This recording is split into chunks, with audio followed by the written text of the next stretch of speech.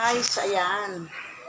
Bali, pagod na tayo. So, ito na po yon. Ito yung ginawa namin nung kahapon, nung isang araw, itong side na to. Ngayon, araw na to, yung ito namang side na to, yun yung ginawa natin. Yung pinakita ko sa inyo, under ng live, at saka yung unang video ko. Yan. Then, nandito na tayo sa part na to. Ito, mayroon pa na tayong pipinturahan dito sa ganito. So, unti-unti, matatapos na po natin. Kunti na lang. Matatagpian na rin natin yung mga patsi-patsi na yan. Magiging maputi na rin siya. So, pagtsaka-tsakaan ko na lang to guys. Yan. Maliit na lang. Maliit na lang na part ang ano natin. Pipinturahan.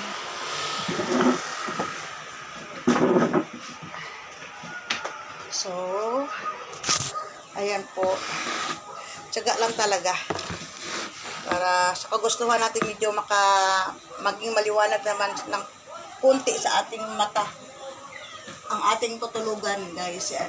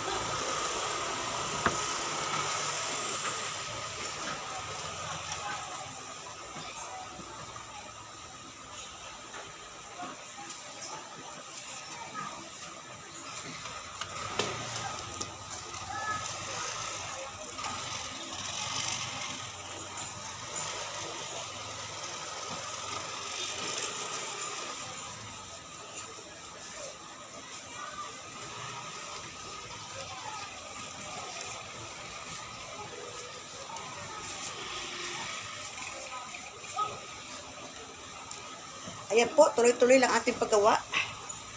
Ayan. So, siyempre, ganyanin muna natin. Ayan, mga side-side na yan. Then, padaan natin ng roller brush ito. Para mas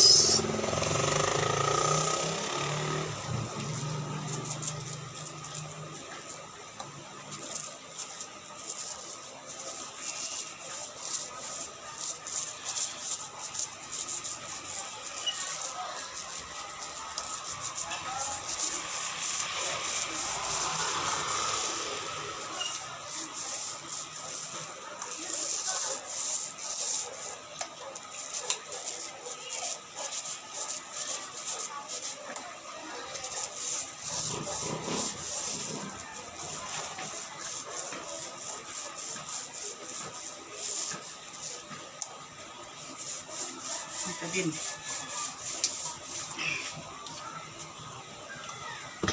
So, dito tayo sa bandang baba. Sa bandang baba, part ng baba.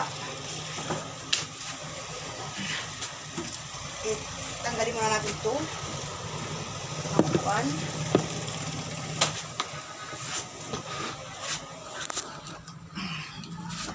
ayan guys, dito tayo. Ito na niya naman, ganyan ang tsura niyan. So, gagawin natin malinis, maputi. Kailangan paggawa sa mga ganitong bagay ay tsagaan at saka isa puso talaga natin ating ginagawa para kahit na simple, maging maganda ang kinalabasan.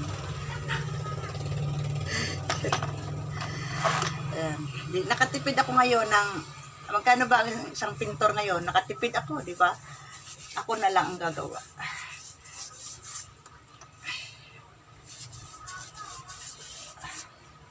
Nadagdagan pa yung aking kaalaman.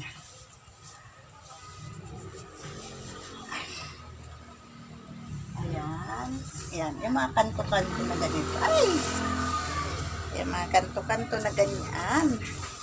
Ating ganyan. Padaanan.